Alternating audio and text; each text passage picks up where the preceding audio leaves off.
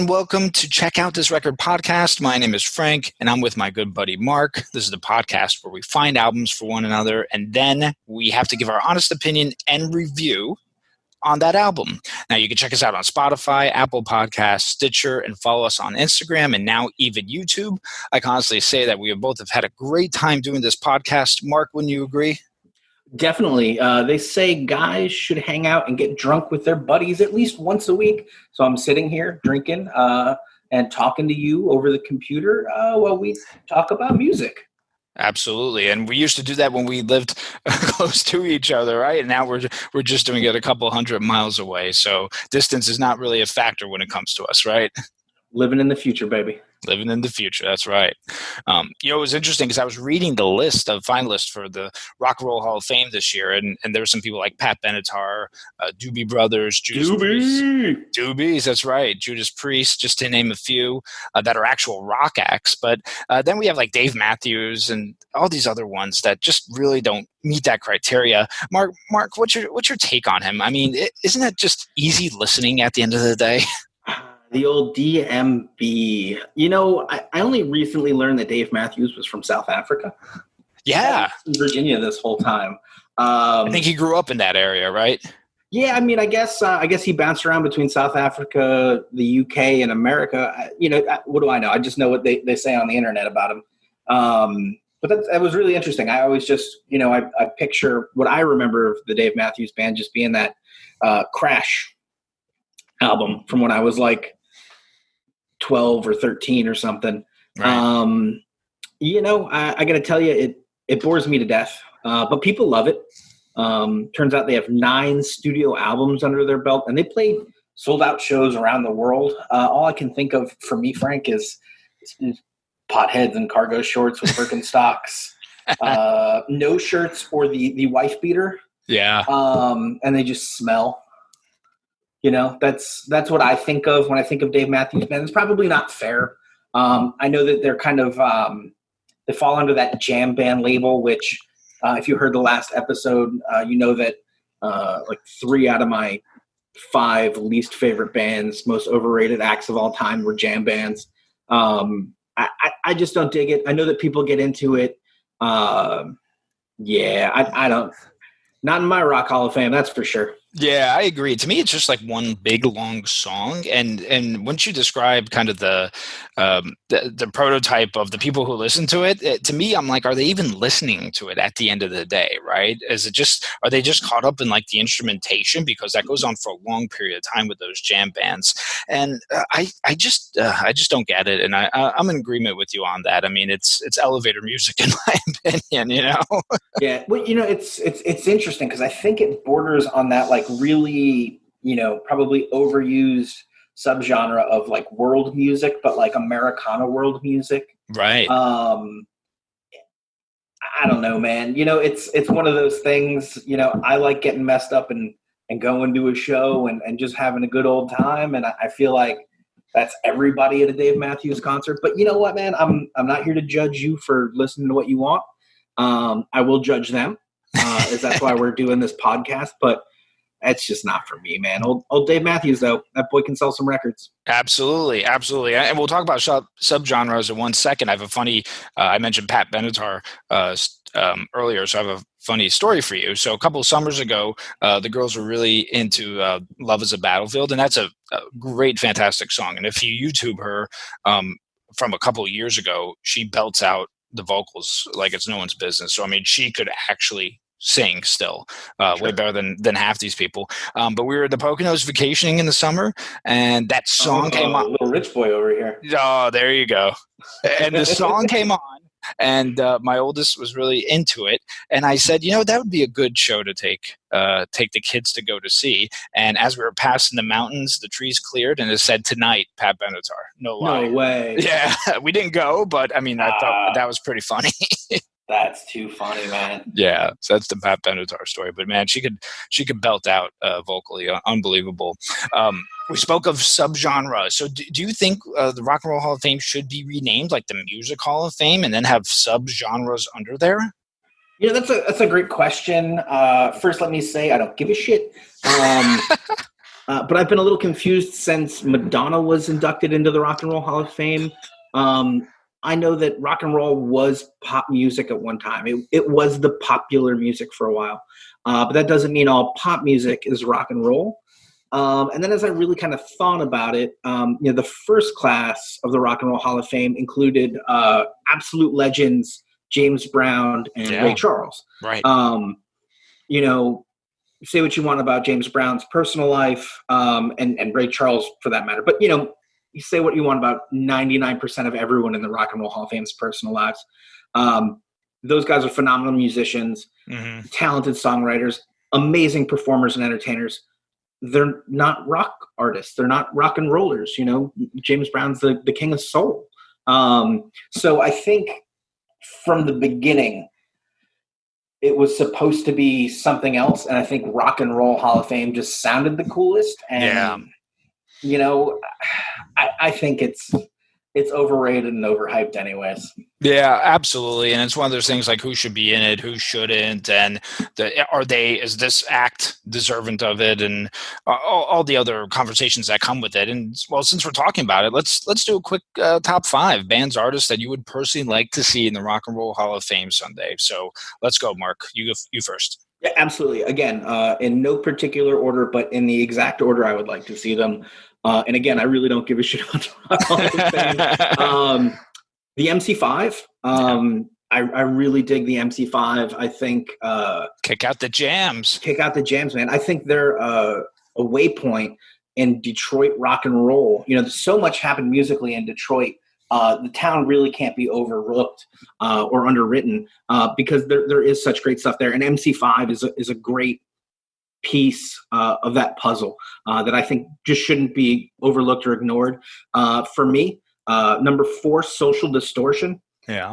I think when you look at punk rock as a whole and what Social Distortion did with those first few records and continued to do up until the garbage, I think that influence can't be understated.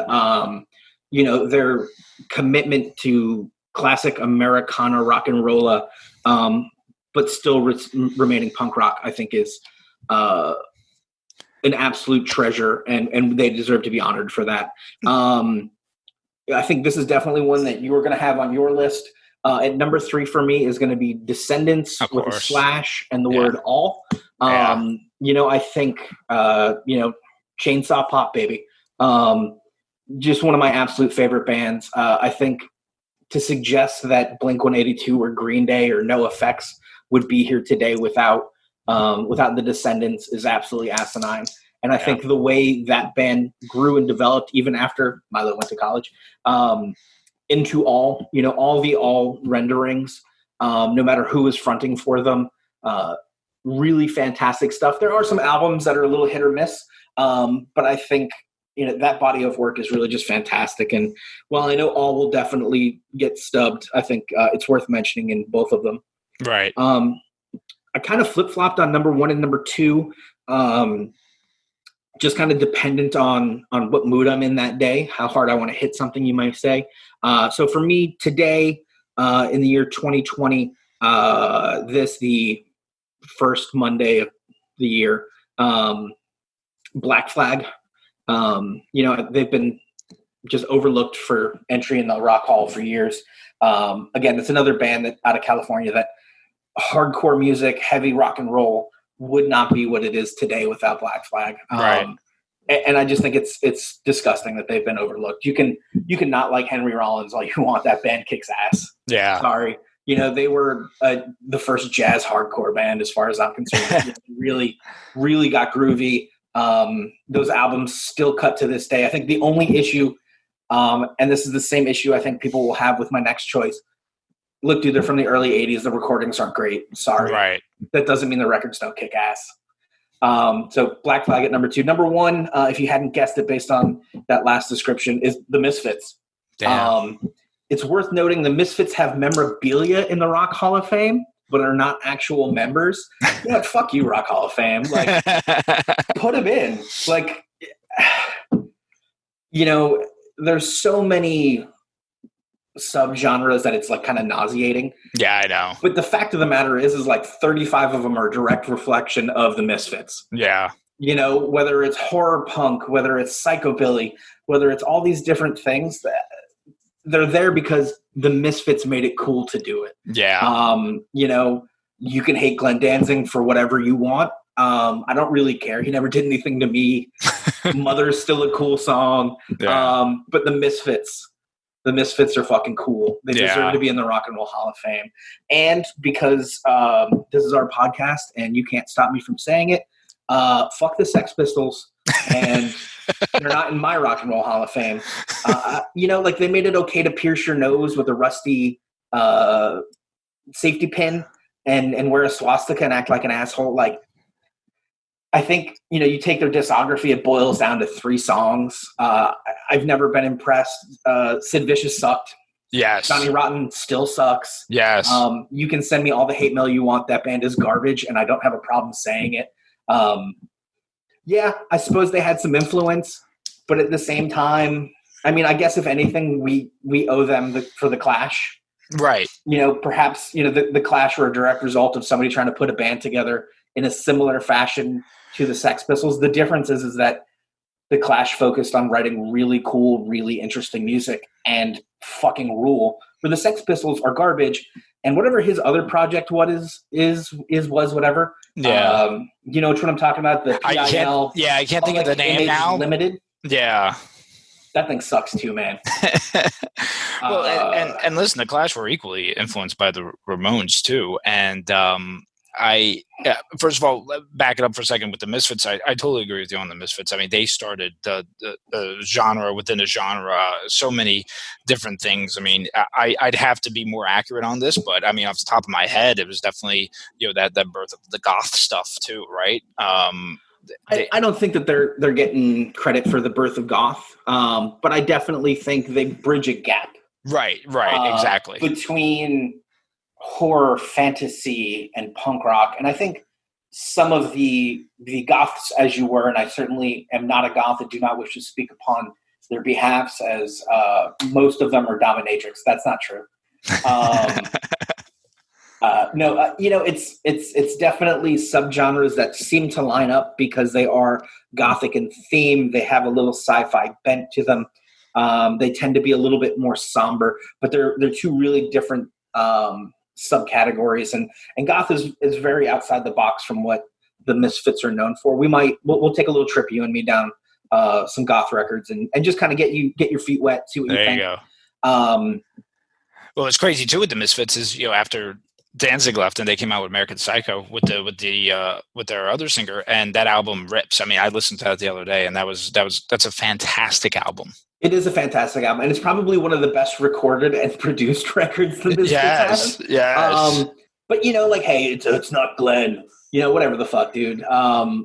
Mike, I'm not gonna think of his name off the top of my head. Michael Graves, is that Michael Graves? Yes, that's absolutely correct. Yeah. He did a fantastic job, man. That record is awesome. You know, the cover albums of all the 50s tunes, Project 1950s, I think that's called. There's actually Jerry Only singing that for the record. Is that Jerry Only? Yeah. Hey, Jerry does a great job on that record too. Yeah. You know, those are really fun records. They fit the motif. They fit the aesthetic and the clout that is the Misfits. And I think it's really kind of silly. Like, you want to talk about Kiss being in the Rock and Roll Hall of Fame for being terrible musicians, but having great gimmick and marketing. You're talking about the Misfits, like, and the songs are arguably better. So. Right. You know, is Kiss officially in the Rock and Roll Hall of Fame? I have to be honest with you. I know there was always that talk about it, but are they actually in the Rock and Roll Hall of Fame? You know, I'm going to look it up. I said that assuming they were, but I couldn't tell you, to be totally honest. Hang on one second for me. Yeah, no. Of all the garbage I'm going to look up.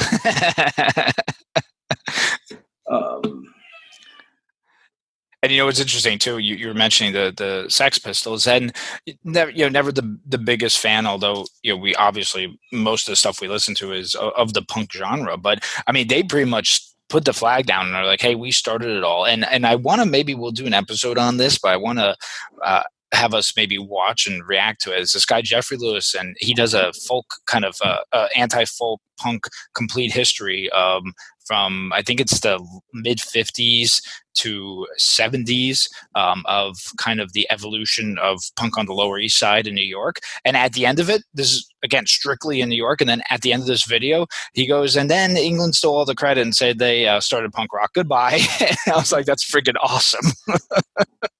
Yeah. I'm of the. I can find more official sources later, but I believe in 2014 they actually made it in. Oh, okay, although so they were eventually eligible got as of 1999. All right, there you go. Hey, look, I'm not a huge Kiss fan. I will own that I've seen them live. They put on a fantastic show. But you're going there for that. You're going there for theater. Sure. They deserve to be in it. They have a friggin' army. Yeah. There are assholes who call themselves part of the Kiss army. Like, it's pretty cool. They should be in on merchandise alone, right? Yeah, exactly. I mean, I believe they have a casket. You can. They do have a casket. A beer cooler. Yeah. So I can't be mad at that, man. Yeah, I hear you. So well, that's a good list. My top 5. Again, no particular order, but I would say the Replacements. My love for them. I would put their "Let It Be" album against "Let It Be" by the Beatles. To me, it's that impressive, and it's probably better than the Beatles' "Let It Be" album. Yeah, it just as far as the influence it was on me. Again, they did so much. They're an episode in itself, but definitely the Replacements. I think Pixies, they influenced Nirvana. Cobain has gone on record saying that he was listening to them and how they did the really quiet verses and then the big loud choruses, and that's the Pixies right there.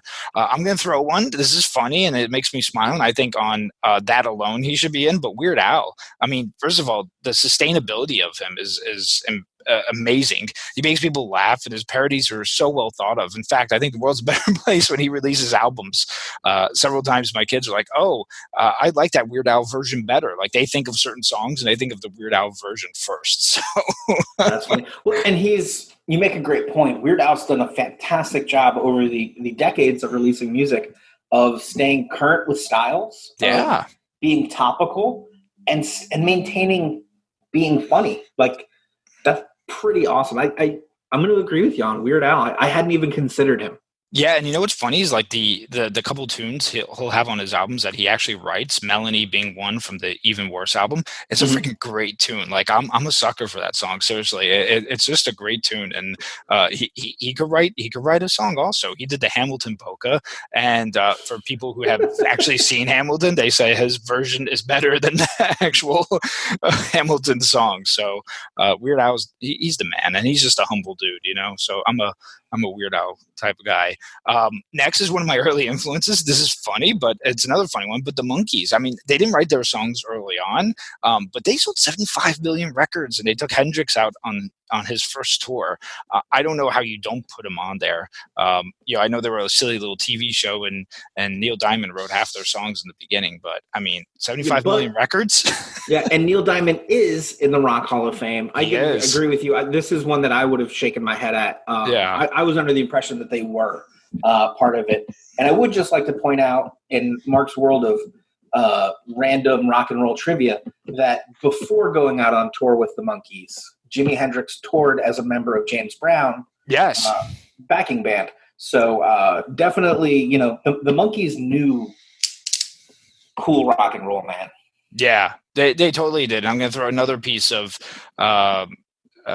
trivia at you, but one of the there's 2 surviving members right now of the Monkees. One being Mike Nesmith. His mother created liquid paper. Oh. Yeah, so he's done well financially. Let's just say that. Yeah. He was set up all that whiteout money. Yeah, pretty much.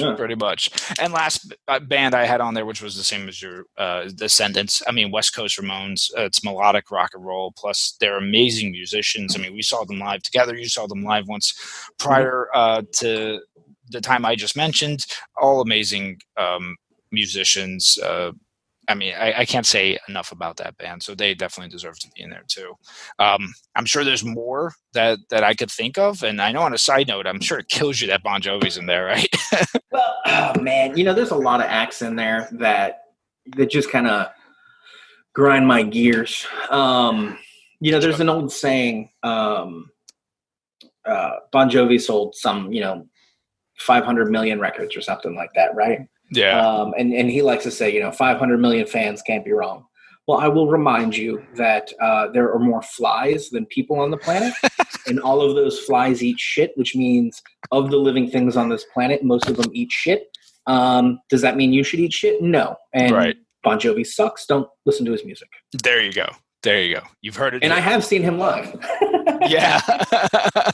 You have. So you could actually vouch for it.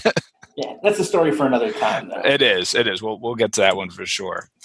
All right, man. You ready to get to the reviews? Yeah, let's get to the cake of this thing. All right. Well, since you reviewed first last time, I'll do the honors now. So, Mark, if you want to just remind everyone, which album will I be reviewing right now? So this week, Frank listened to 1999's "Death by Television" from the Lillingtons from the great state of Wyoming. I just wanted to point out that they were from Wyoming. This isn't a concept album in that it has a story arc that runs through it. We're not Pink chasing his way through the wall or anything like that. Each song is thematically based around kind of sci-fi movies, and it has kind of a cool throwback Misfits Ramones feel to it. Without sounding dated, it still sounds really fresh, and it doesn't steal any of their kind of sound. You know that you're not listening to them, but you kind of have that fun with it. And honestly, I was wondering if this would be a record you would play for your girls. Yeah. So this is classic Ramones influenced pop punk. And Mark, I would say that the importance of a band, we talked about many important bands prior just now, but I would say the importance of a band can be measured on how many bands try to be like them. Would you agree like that?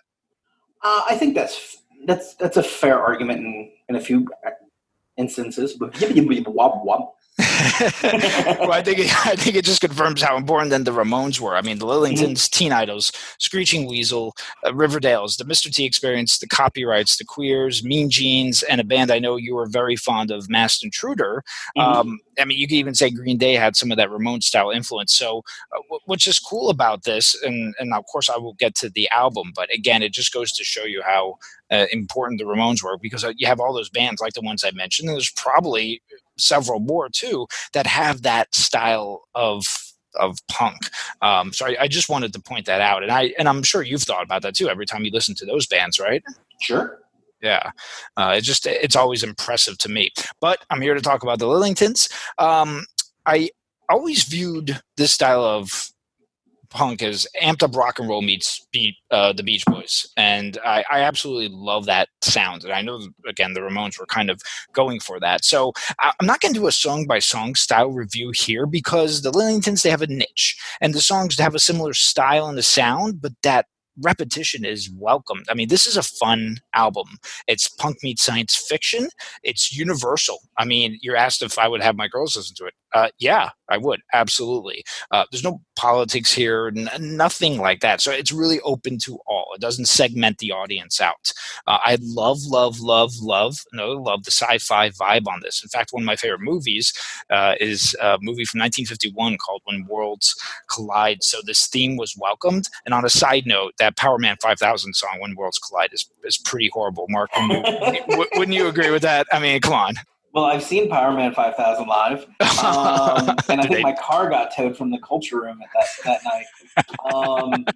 But yeah, I think that's definitely. I mean, it's definitely trash. You're right. Yeah, but it's very indicative of a very specific, like 1998 to 1999, alternative rock that went a little in the vein of, I'm going to say industrial, even though that's kind of vague. Yeah. But that like industrial metal, sounding like machinery kind of sound. Like it was that song is a very time capsule to me. I'll stop ranting now. Yeah, it is totally, and it was probably because I think it came out around the same time as this Lillingtons record, so it's maybe why they didn't put When Worlds Collide on there. But on a side note, if you guys are into those old school 1950s sci-fi movies, check out When Worlds Collide. It's great. I love it. My girls love it too. So it's a really cool movie. But anyway. War of the Worlds kicks off the album, and it has lightning speed and a pace that never lets up at all. And what's cool about this record is, although again it's that Ramones style pop punk, this album shows how you could even have a little bit of a dark side on this. These songs have that classic downstroke Johnny Ramone guitar playing, lots of whoas and stuff like that, which create a nice, again, old school rock and roll feel to it with the harmonies.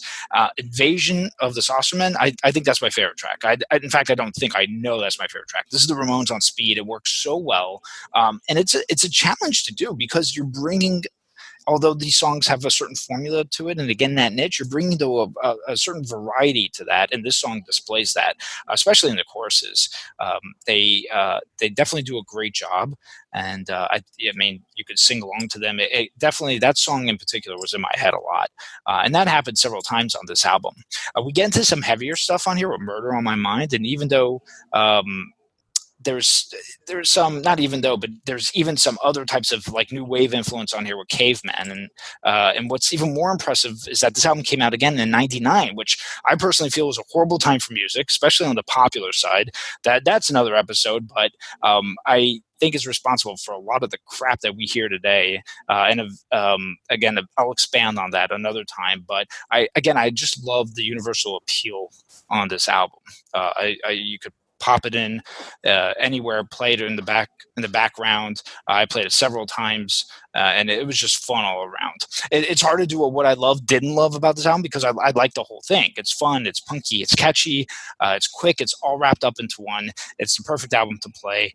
Like I said, in a variety of different scenarios. Next time I have people at the house, that album will be going on, and I don't care. They could request any pop crap song they want, but that's the album that's going on.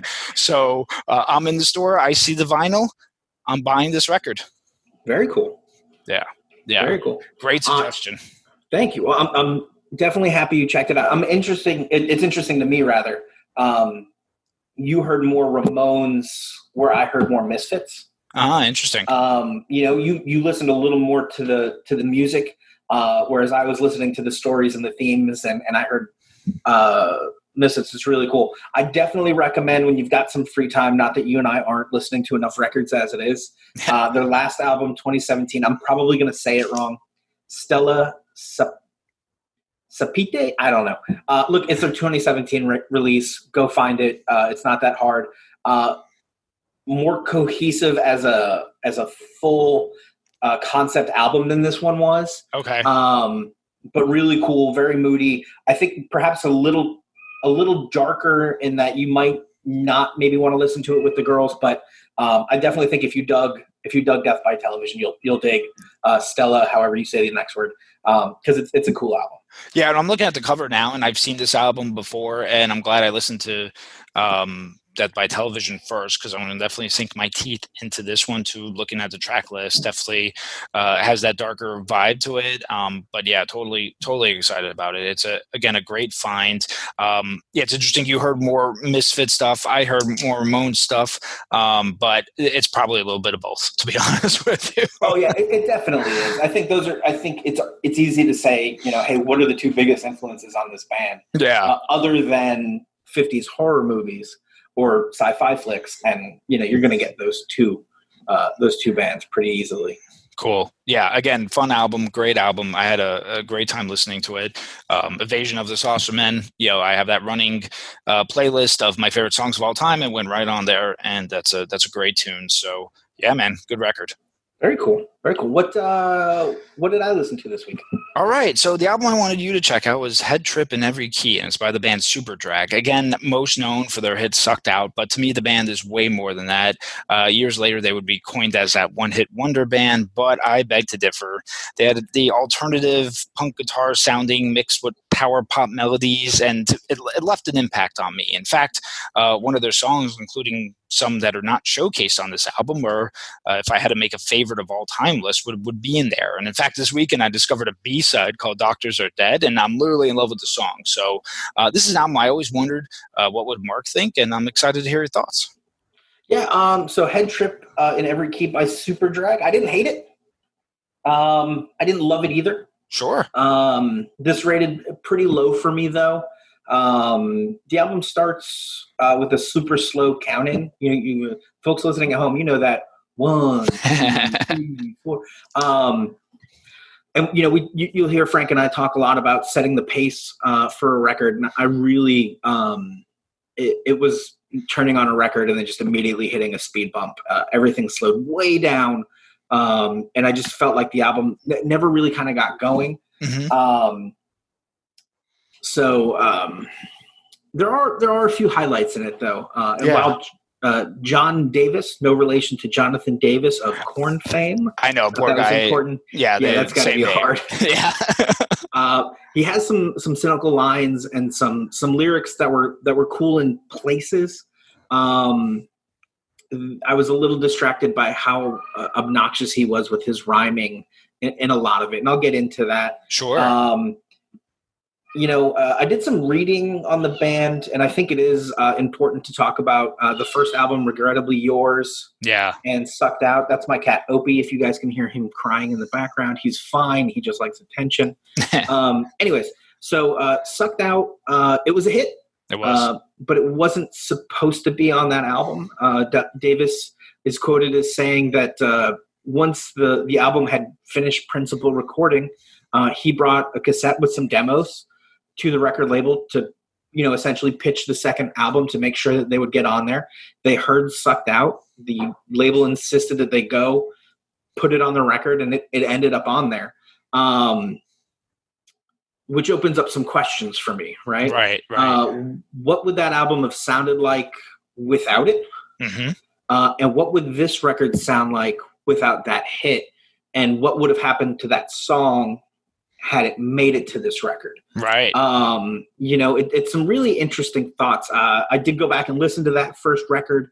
The Beatles comparisons, the kind of throwback 60s style rock while still having some edge to it. It's there. Yeah, the kind of jangly guitars and stuff, right? Yeah, it very much so didn't do anything for me either.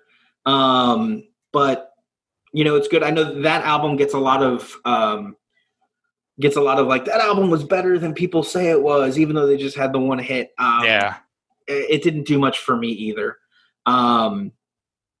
With that said, the band, off of the hit, got a lot more money to make this record, Head Trip in Every Key. And they spent that money on studio time and string sections and horn sections. Yeah. To the point where, to me, this gets a little White Album in certain parts where it kind of sounds like they're distracted. And in places it works, and in places it doesn't. Some of the songs went on a little bit long for me, but we'll kind of just jump right into it. Sure. I can stop kind of meandering around. No. Do the Vampire has that cool kind of 90s alt feel. Yeah. But I think it threw me off because it has that cool guitar part, but it's got the word vampire in it, so I kind of just kept wishing I was listening to Bullet with Butterfly Wings from Smashing Pumpkins. And then, the song builds but doesn't really go anywhere. So kind of I kind of just wished I was listening to the Smashing Pumpkins for that 1 second. And outside of the hits, I really can't stand the Smashing Pumpkins. I know that's not a popular thing to say, but fuck them. Where was I? Bankrupt Vibration. Yeah. Has a cool kind of faux sitar, not right. sitar. Excuse me. Yeah. Sound to it, which I kind of liked, and plus it's got a clap part. Frank, I love a clap part. I know you like the clap parts, man. Yeah, it gets kind of heavy, but then it kind of just turns into a drudging to me. It started to build, and then it sounded like they weren't sure where to go. Then it kind of devolves into mud stomping, like it didn't really it didn't do anything to build on a lot of that momentum. But there were some really cool guitar parts in there. There were some great drum parts in there. The rhythm section in this is really great. It's just not doing much, and I think this album's biggest problem maybe that they had too much time in the studio. That I was going to ask you that. Knowing now what we know about that kind of that piece that we researched, where they had more money after the first album, and they kind of said, "Okay, well, we're going to be doing what we want." I wonder if that opened up. Then, hey, listen, they had all this time in the world, and maybe that's why you're getting some of that inconsistency on there. Yeah, well, and they say, the record label told us they'll give us the money, they'll give us the time, they'll give us the space. Yeah, as long as we make them a hit. They just didn't do that. Yeah. And they're not apologetic about it. I'm sure for them, this record has, some really cool things in it.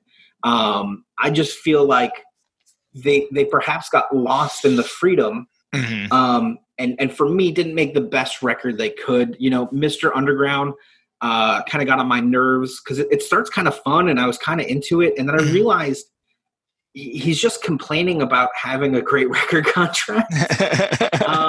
Maybe I'm reading too much into that. Well, I think Bankrupt Vibration maybe is that. Yeah, Bankrupt Vibration was the same thing. I think that one was about alternative radio, right? Yeah. That was 99 Zeta. Yeah, and Amphetamine, I think, is about that too, Yeah, so it's, and it's not that those songs aren't important, not that, there were cool parts in those, there were, fun things, but none of it finished for me. You know what I mean? Like there was a lot of building, but not a lot of going anywhere. Mr. Underground, though, I loved the horn parts towards the end of it. The like that was really cool to me. I like that song if you rewrite the lyrics and make it fun. Yeah, it's just got such a fun thing to it. She is a Holy Grail. Yes. Dude, it tricked me every single time I listened to this record. Every time I thought they were about to start playing Neil Young's Heart of Gold. And they did, it didn't matter. I probably listened to this 15 times over the week. I really was trying to get into the nuance of it. And every time that song tricked me. And then there's a Beatle vibe there on that song too, don't you? Did you get that? Yeah, I think that's definitely, that horn part is very it's very Beatles vibe to it.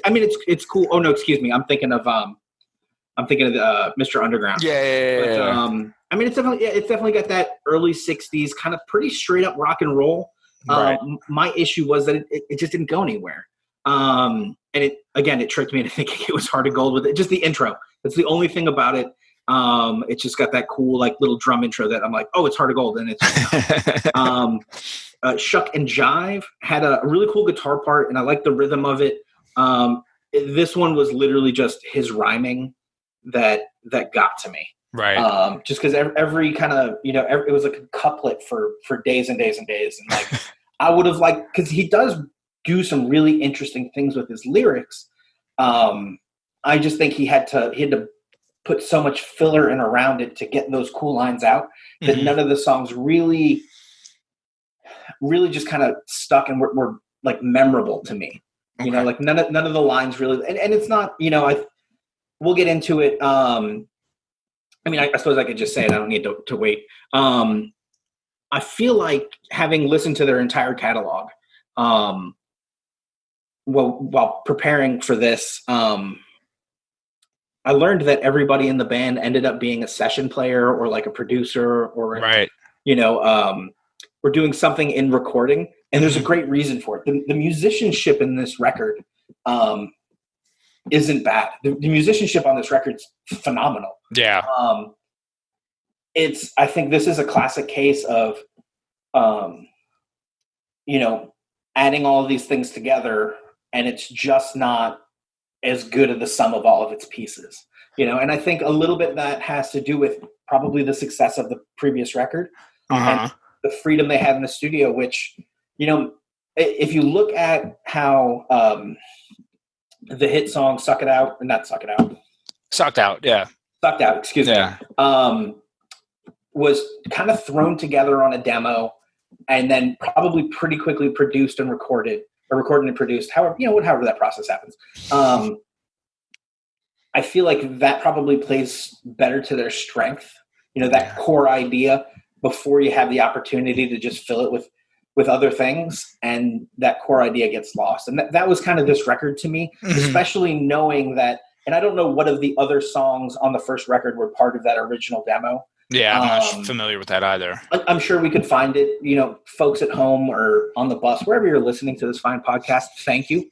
You can find it. I just think it's one of those things. There's a lot of really great stuff here. It just doesn't deliver. There's no finale for me. In fact, the last song of this just dragged and dragged. The Art of Dying. There you go. Yeah, it very much felt like that.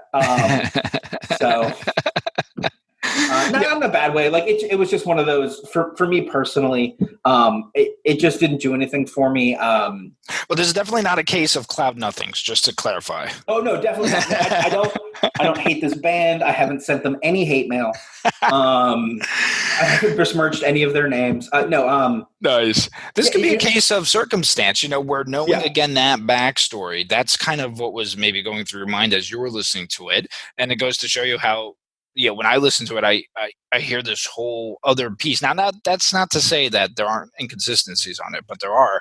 But like certain songs, like "Sold You an Alibi," for example, man, I tell you what, if it is what I think it is about, which is some struggles that John Davis has had, to me that's just it's a great track.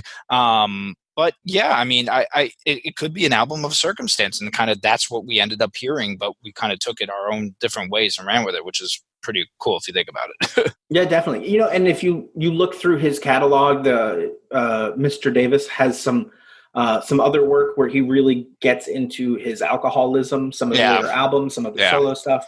And I think that definitely "Sold You an Alibi" is definitely probably one of the first few songs really where he's starting to even address it. Yeah. I'm not picking up this record, but what I would do to our listeners, if you like rock and roll and you just kind of, I would definitely check out this band. It may be for you. It's just not for me.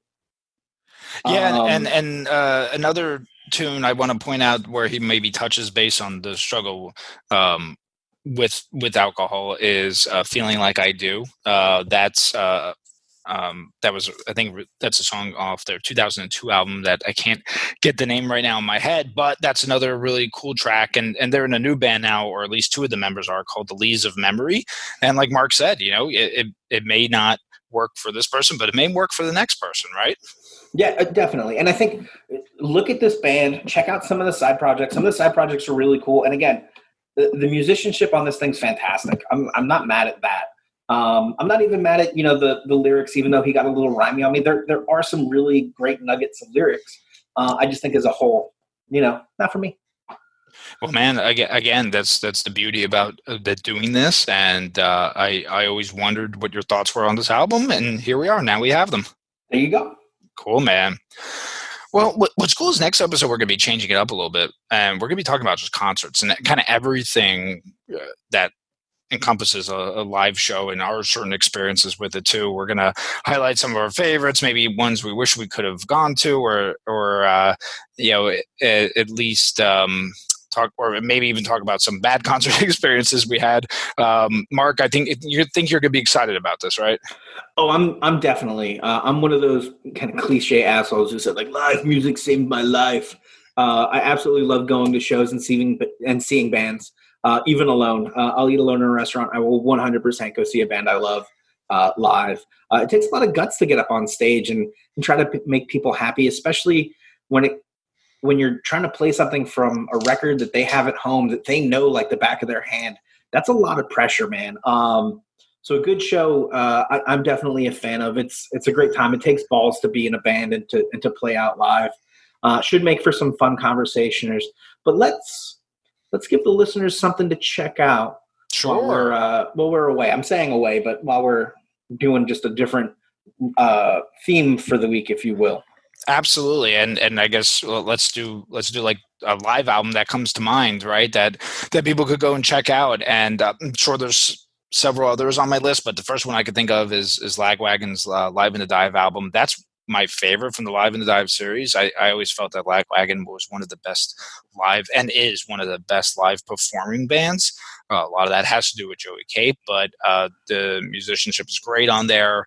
Some of those live tracks I like even better than the studio versions that came out from in 2005. So yeah, Lagwagon's Live in the Dive.